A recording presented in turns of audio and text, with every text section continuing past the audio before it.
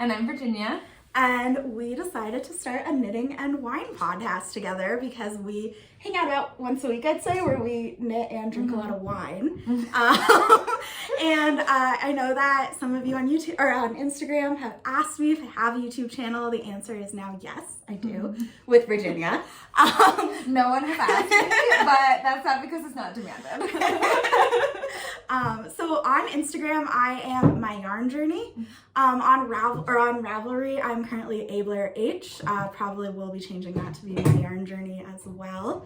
I am Yarn and Tea, and yeah, I'll try and change my Ravelry name. It's be constant, so I'll change that. So we thought we'd use this time to, one, talk a little bit about whatever rosé we're drinking during the day, and other than that, to share with you our whips, our thoughts. We'll probably knit with you. So grab some wine. Grab some wine if that is something you are interested in. Have a sip with us and let's do some knitting and chatting. So I guess to start us off. What are we drinking? So today we have Le Charmel. This is a rosé from Provence. Provence Rosé is made by basically deciding how long the wine touches the contact, or is in contact with the grape, or with the skin. Sorry, this is my first time doing this, if you can't tell. And so Provence Rosé specifically is basically made the same as red wine. The biggest difference is how long the skin and the grapes touch. So we have not tried this one before, but the tasting notes are supposed to be raspberries and wildflowers with a palette of strawberry and pear. So, cheers.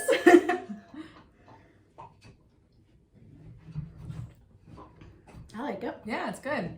Nice and light, perfect for a sunny fall day. Yeah. I'm gonna be honest, in my opinion, I would drink rosé all year long. Not just in the Not summer. just on a nice day. Well, that's good because that's the plan. Yeah. Wait, who knows? Maybe we'll add some reds in the winter. Yeah. We'll see what happens. But for now, all rosé all the time. So cool, let's do some intros. Yeah. Tell us a little bit about yourself. Okay, so my name's Amanda. I think I mentioned that. I am originally from Vermont. Grew up there and then spent the last 5-ish years living in New York. And I guess exactly a year ago now, I moved to Colorado. I started my knitting journey, I think, about 5 years ago. I'd just gotten out of a bad breakup and there was a local yarn store in my neighborhood. That is definitely the best thing you could do. Yeah. I suddenly had so much free time on my hands. I walked into this cute yarn store and said, I want to learn how to knit. True story. I actually don't think I knew that. Yeah. This was JP Knit and Stitch, I believe, in Jamaica Plain and outside of Boston, or in Boston, if anyone's curious. The owner there was absolutely lovely. She gave me a Learn How to Knit Your First Scarf book, helped me pick out some yarn, and here we are. That's cool. Like, I think that like knitting a scarf is not a good first project, but like it is everybody's first project. Yeah. It should be a hat. Like that is something that you can accomplish. Yeah. You can do. You can wear. You're never gonna wear the scarf. I've never worn that scarf. It is very ugly, but I knit 2 full balls of it. Oh my god. Yep. So that's was it on straight needles? Oh, of course. Like I think it was bulky yarn. It was like size 10 needles. Right. Oh my god, your hands probably hurt. I mean, you didn't know. Yeah. You didn't know what you were doing. Okay, and what do you like to knit now? Now I'd say I am pretty much a garment knitter. When I knit accessories, it's usually hats. I have knit 3 pairs of socks this year, so it's a really big accomplishment for me. I'm not really a sock knitter, but I like the end result, and I like the travel project capabilities of it. Yeah. So currently working on a sweater. We'll talk more about that soon, but that is one of my projects currently on my needles. I guess last thing I would say about my knitting, I very much like bright colors, neons. I really like high contrast, which is hilarious because what I'm wearing and the whips I'm currently working on are none of these things. So that's also to say that I've made an influence. It's all Virginia. Also, I like to change it up. Okay, tell me about you. Okay, cool. So, yeah, my name is Virginia. I learned how to knit when I was 12. I took a class with one of my friends, and my grandmother also knit, so it was great because I learned from a different elderly woman, and my grandmother was there if I needed help for something. And I primarily just made scarves. And then as I went to college, I made cowls a lot. That was like really big when cowls were in. I remember that time. And then the infinity scarf. Yes, which was really all I was doing was making a scarf that wasn't as long that I would sew together is what I would do. And I would just like look up like stitch patterns, and that's just what I would do. So you didn't even use like Ravelry or patterns that people had? No, I didn't get introduced to Ravelry until, so then I kind of stopped knitting for a while, and then I started knitting again when I moved. So I'm from Massachusetts, and I've lived out in Denver for 6.5 years. When I moved back to Denver, I started knitting a little bit. I went to a How to Knit Your First Sweater class at Fancy Tiger in 2017. And that's when I learned about Ravelry. Interesting. My Ravelry lesson was when I was living in Boston. I was working for the Boston Book Festival, and one of the volunteers for it was knitting a sweater. And it was the first time I'd seen someone like really knitting in public since I started, and so she told me about Ravelry. So it was when I was knitting my first scarf. Like I immediately got So you knew Ravelry right away. Yeah, and immediately started looking at patterns I thought I would never be able to knit. Oh, that's funny. Yeah, I mean, I remember thinking that too when I saw Ravelry, and I was still knitting my first sweater. My first sweater I knit was the June grass pullover. But I put it down, I picked it up, I put it down, I picked it up. So it wasn't that great. Sorry if you guys can hear that. My dog is in here and playing. So because of that, like my stitch counts weren't always accurate. My gauge was different. So I did end up frogging it before I finished it. And I ended up using the yarn for something else. And I'm sure I'll share that sweater at some point. But yeah, now I've knit a bunch, I guess. Yeah. Oh, I like neutrals, I like blues, I like grays, and I occasionally will do like jewel tones. That's when I'm going really crazy. Or just like really bright brown. We've learned that our color palette really intersects at teal. That is the color we both love and knit a lot. As blonde hair, blue-eyed people. Yeah. It's a good color for us. Which I guess is actually a good next topic. So how did we become friends? Oh, yeah. I slid into her DMs. She did. It was great. I think I had started following you on Instagram because you knit an outline tank. And I really liked it and saw you were from Colorado and knew I was moving. So I was like, Colorado knitters. And then, didn't think too much of it. And I think it was like the day I got here, I posted an Instagram story of my new neighborhood and Virginia. And I was like, oh my God, you look like you're in Colorado. If you ever want to meet up like a knit, just like let me know. I don't know. And I was like, oh my God, I have no friends in Colorado. This is incredible. So we met up for coffee and knitting. And like 2.5 hours later, I think we were still chatting and knitting. Yeah. And a year later, here we are starting a podcast together. Yeah, drinking rosé and still knitting. Yeah. Right? We haven't stopped. I guess. So what are you wearing? Ooh, what am I wearing? Okay, so this is the Nostalgia tee. Here, I'll come in a little closer for the details. This is by Emma of Bloom and Create, and this pattern actually comes out in 2 weeks. October 23rd, I believe, is the release date. This is her first sweater pattern, but if you've met Emma, if you've heard of her, she is incredible. She's an incredible human. She's an incredible designer. I have so much love for her. And I got really, really lucky in that I am preview knitting this pattern. I'm not testing it, not a huge test knitter. I've tried it.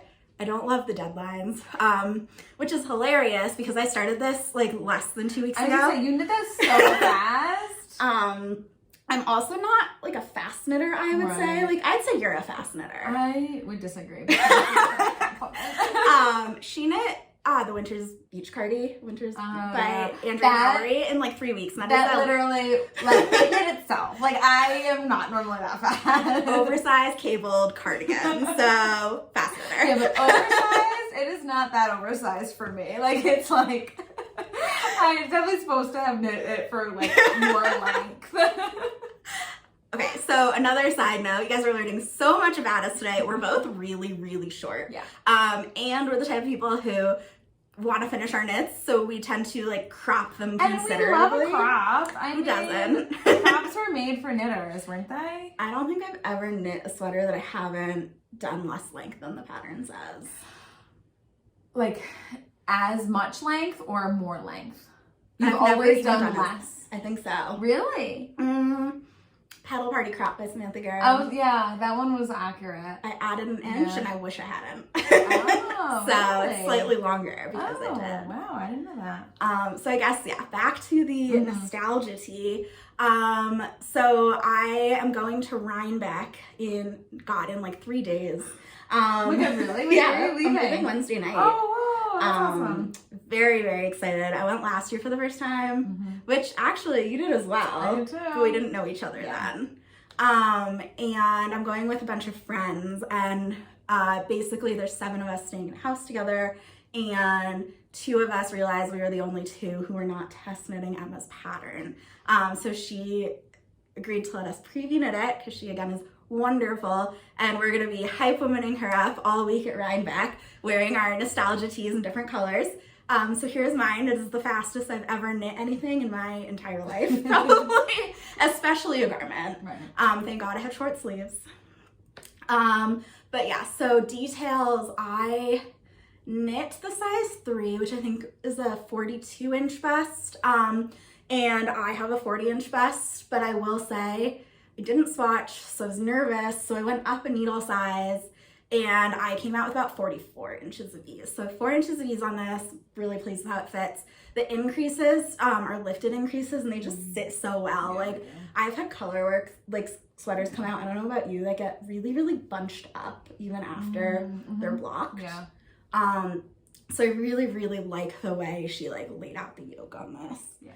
I'm using, the main color is Cortinarius, I believe it's called, from Coast to Coast Yarn Co.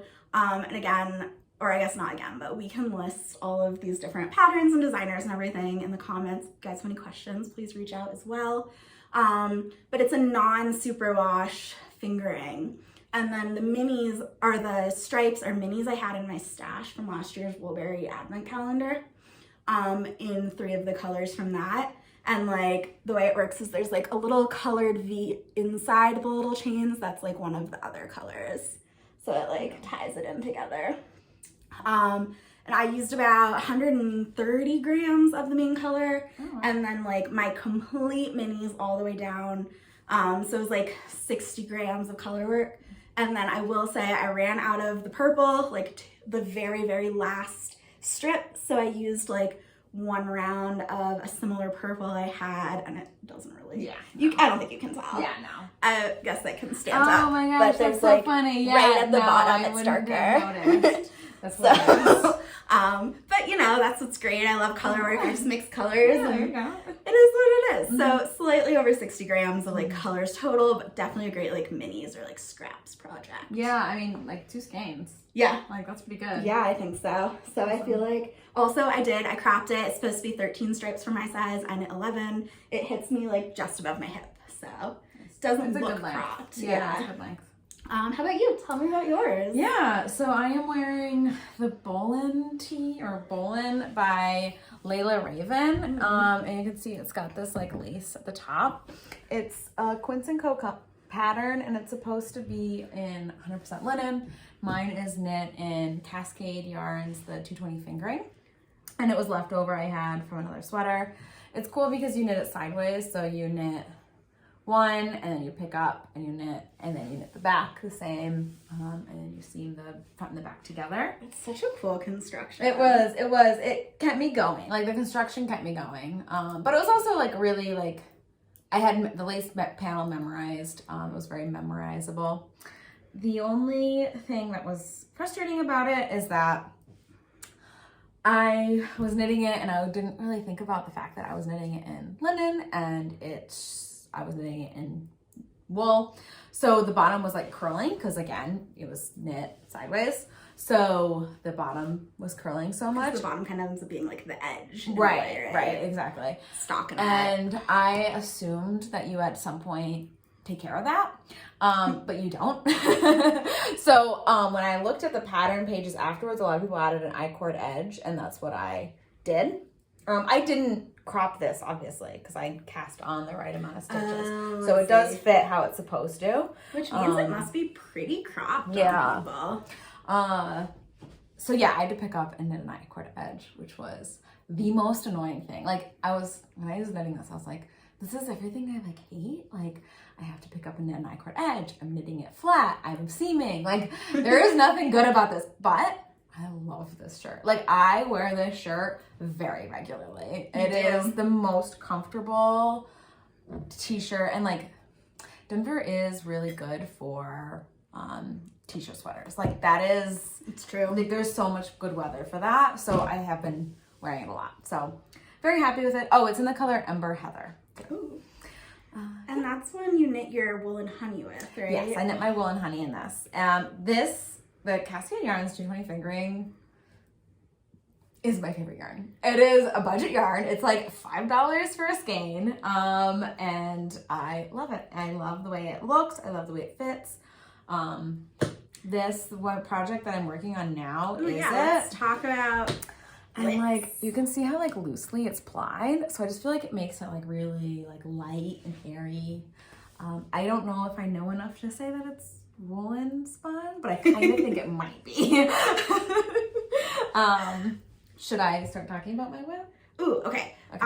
Yes, why don't you do that? Actually, I'm gonna ask you a surprise question Okay, first, yes. All right. and then let's hear about those whips. I will say too, you sold me on the Cascade fingering. I definitely have some in my stash now, It's specifically because of Virginia. Yeah, no, I mean, just wait till you soft. knit it. It's so soft. I also am sensitive to like not superwash wools unless they're really soft, and like this Coast to Co is so soft. that I feel one's like really soft. the Cascade is really like that too. You say that, but you're knitting something in Nutiden. I know. We'll talk about that later.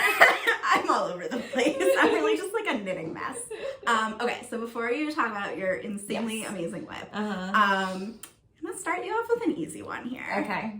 To swatch or not to swatch? Oh, that's not easy. That's controversial.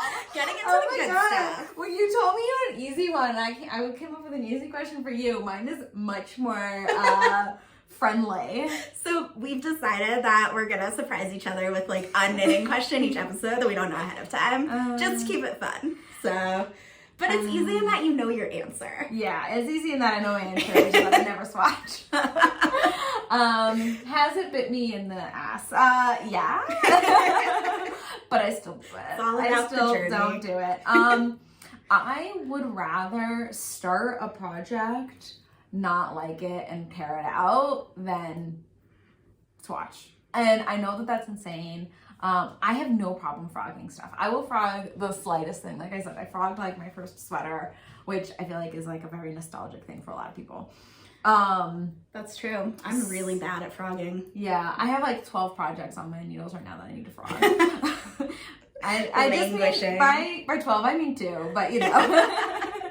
So no, I never swatch. I just check my gauge as I'm going, and I just change my needle size as I need to. I am a very like blasé knitter. But it usually works. Yeah, like it usually does. I have ended up with stuff that's too small before, but it doesn't really bother me that happens. I'm just like, oh well, I'll either frog it or I'll just get rid of it. Like, if I don't wear it, I don't wear it.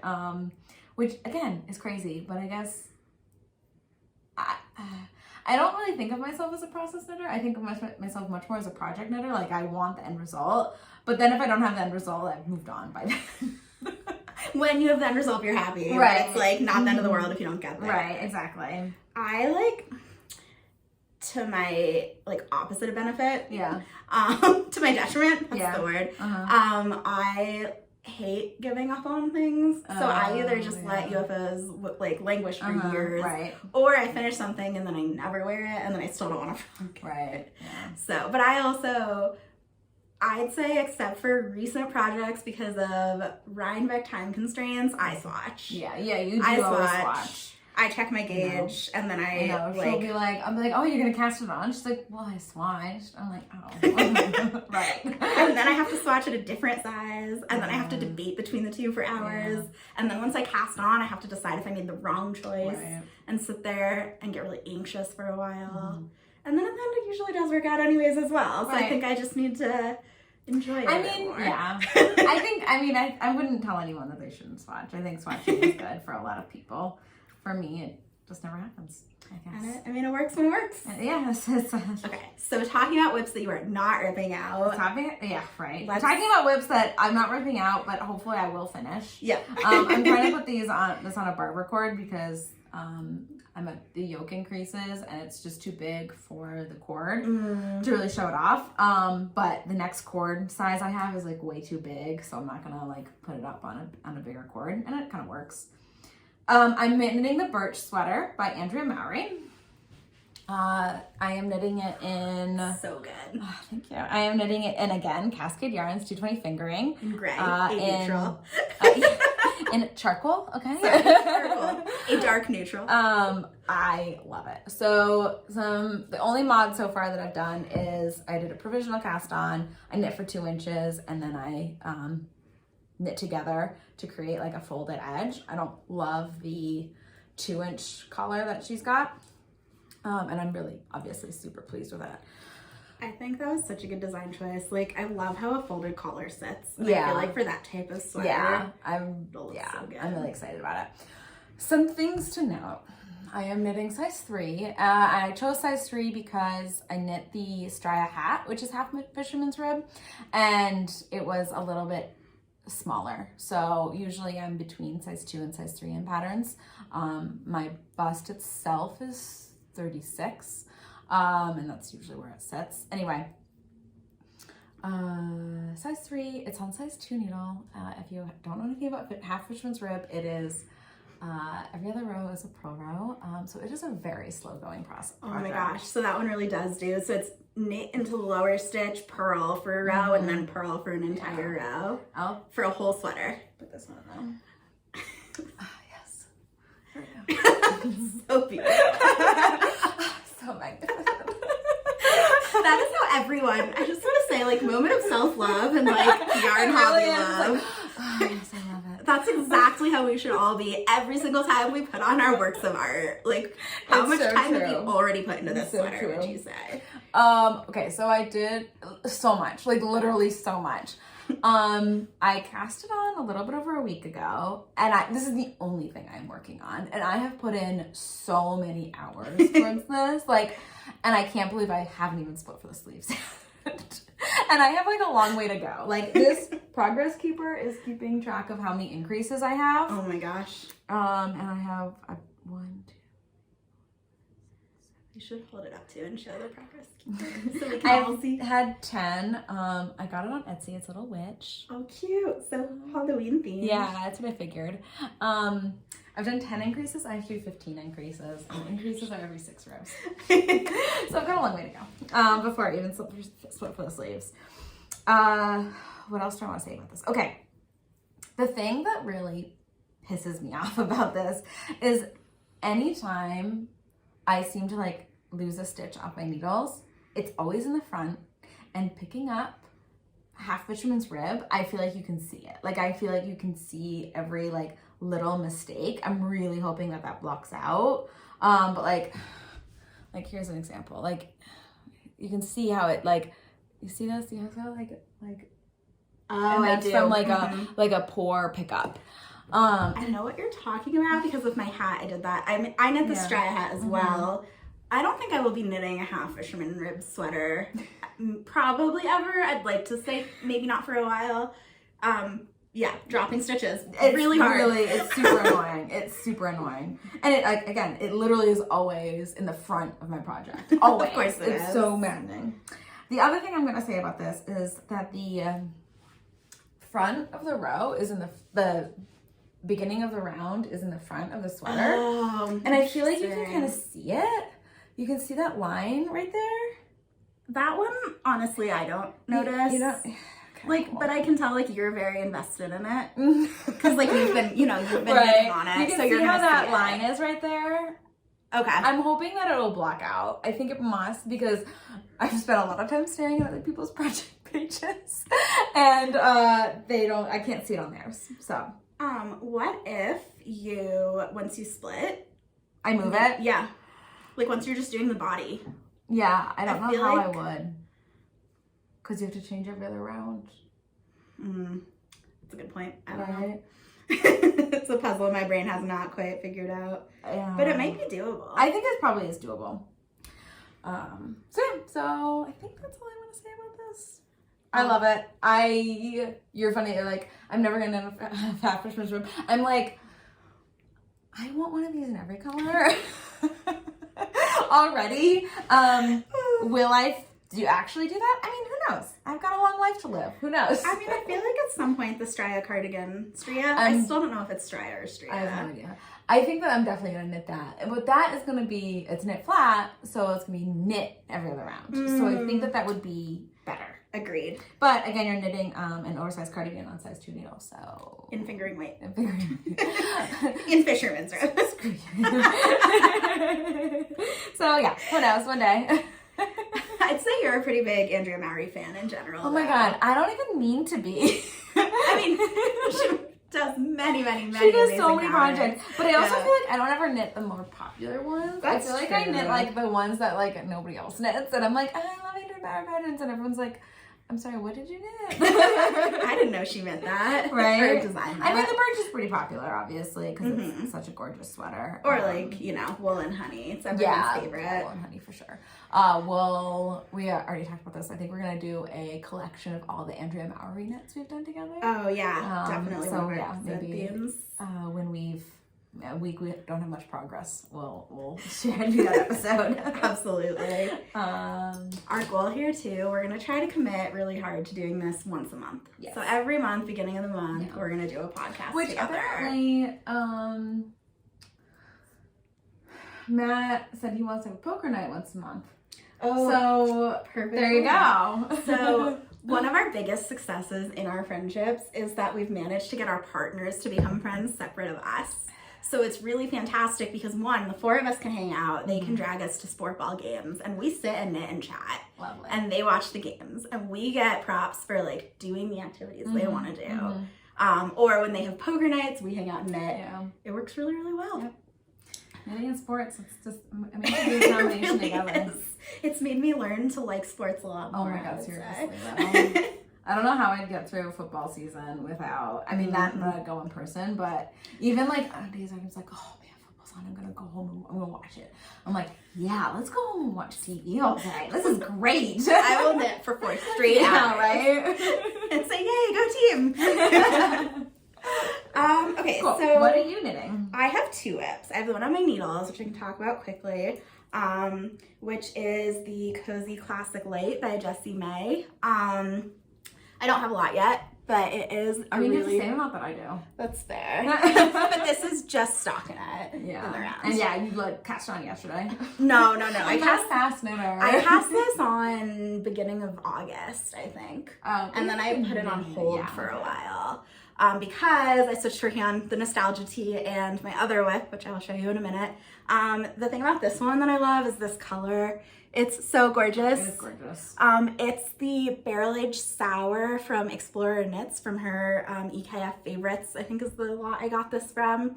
Again, I'm more of like a bright neons, pastels kind of person, but I saw this purple and was like, I need to knit something in this. And I wanted that was made for a cozy classic. Right? I feel like it just like the color, it's so beautiful. I really wanted it to just be something like a really simple pattern to sort of like highlight the yarn. And I realized like the knits that I tend to wear the most are my more simple ones.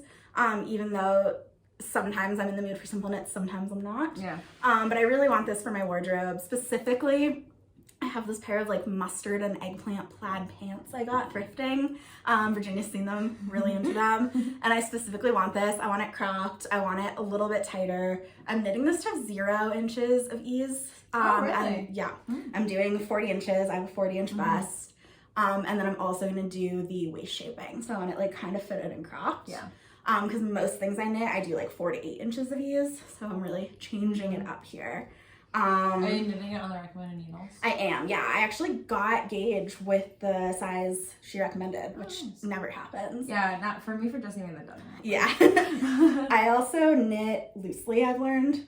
So I usually go down in needle size. So I'm surprised I didn't. It's fingering, but it's on US 5. So like that part's not bad. I will say I'm only not even halfway through these raglan increases and it feels like it's crawling, but it's not really. It just feels like it is because it's fingering weight. Yeah. Again, I just kind of picked this back up yesterday because aside from the sidebar where I did nothing but knit this nostalgia every second of every day, I have a love-hate with Nutiden, if you've heard of it. I think you only love it. I've only seen you knit with it. Nutiden shelf by owner Och Eir, I think that's how you pronounce it, Caroline. She spins her own wool, or dyes, I guess, and processes her own. Yeah, it's just so gorgeous. That one's really pretty. Her own like unspun yarn from Sweden, and I really got on the Nutiden train last year. Bought 3 different sweater quantities. I have knit 1.5 sweaters with it, and I'm determined to knit all 3. The first was with this orange. I knit a fluff nugget cardigan by Becky Sorensen of Soprano Knits. It was a labor of love. It's all brioche. I wear it all the time. It's so fluffy and fun. Does that pattern call for Nutiden? It does, yes. And she has this like half-hour long video that's tips on how to work with Nutiden. Oh, that's cool. That had so many helpful tips that I'm really, really glad I watched. So now I'm knitting the Miles shirt jacket by Ozetta in this gorgeous green color. It's called Skogsra. I'm sure I'm butchering that. I think it has to do something with like little forest excuse me, little like forest animals in some kind of Swedish fairy tale. But it is absolutely stunning. I got it last year in her January 2022 update, and I've been sitting on it for a fall project. So yeah, I cast on the Miles shirt jacket by Ozetta, and yesterday I cast off the first sleeve. So I'm taking a break from it because tubular bind-offs in Nutiden may be the death of me. And I am addicted to tubular bind-offs. I will always do them.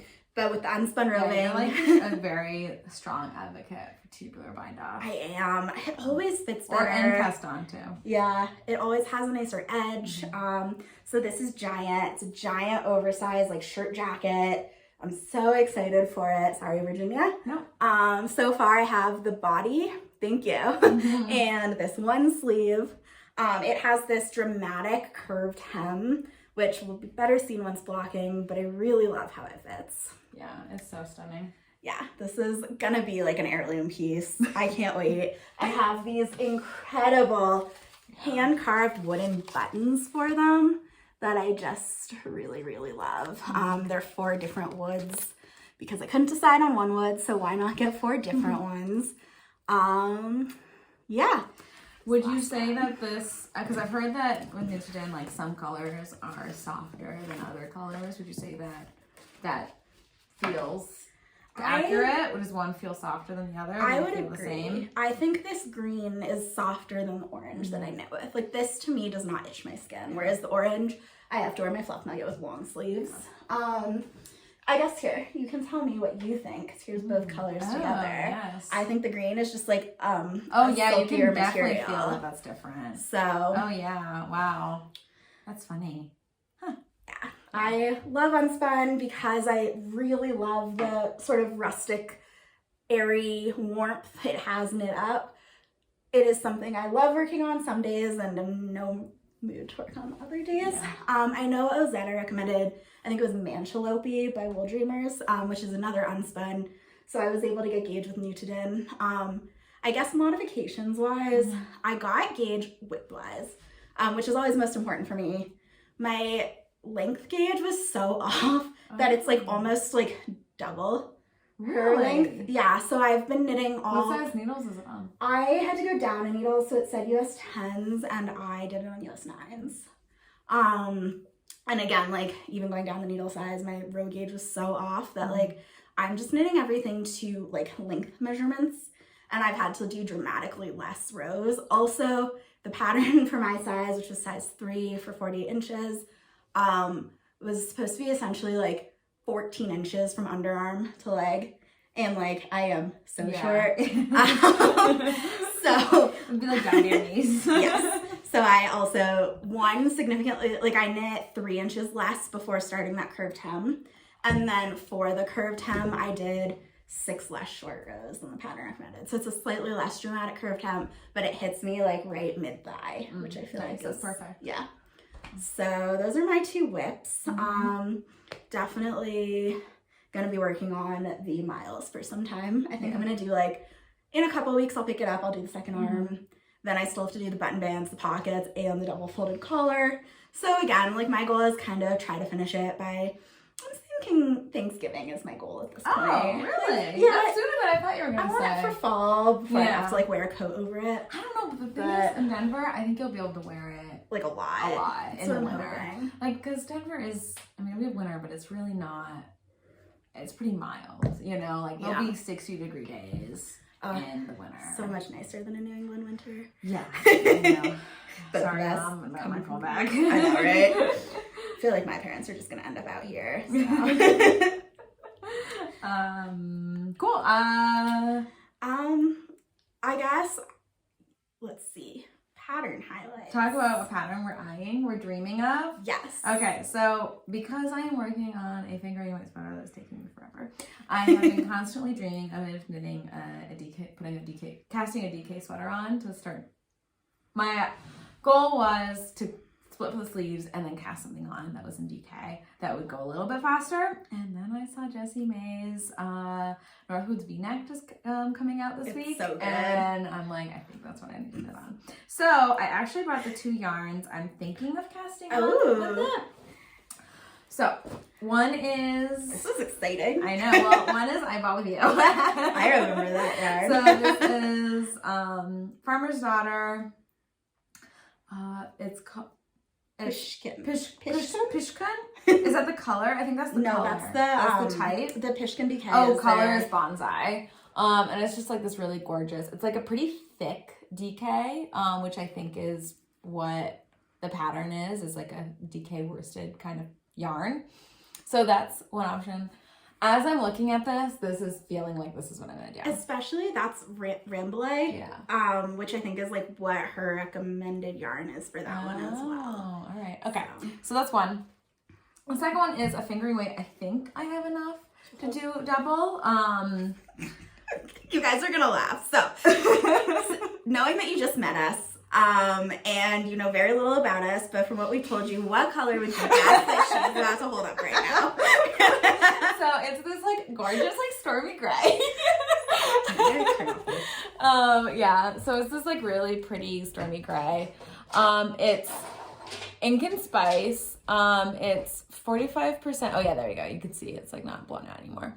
It's 45% merino, 25% alpaca, 15% silk, and 15% yak. It is so soft. Like literally, I'm gonna squish this yarn. Feel how soft that is. This is so nice. So yarn. the reason why I haven't knit, well, actually, I have something I need to frog with it. But the reason why I haven't knit it is because it is. I don't know why I bought this, because I am worried about it ending up like a felted mass, like not felted, but pilled mass, like a pilled mass, because of how soft it is, and it's like not even like, I mean, it's not unspun, but it's like one like ply basically. So I'm kind of thinking maybe if I hold it double, that will help it, and I just think it would be so soft, like to have that V-neck in. Ooh, especially because you probably won't wear a shirt under it. Right. Ooh, it's tough. So I'm up for one of them.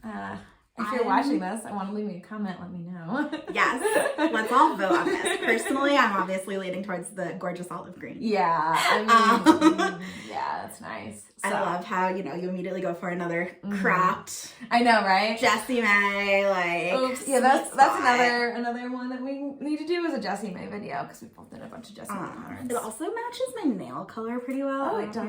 It does. Wow. Definitely good for fall. Mm-hmm. So again, I have to check and see, but I have a lot of this, so we'll see. But yeah, that's what I'm eyeing. How about you? What are you eyeing?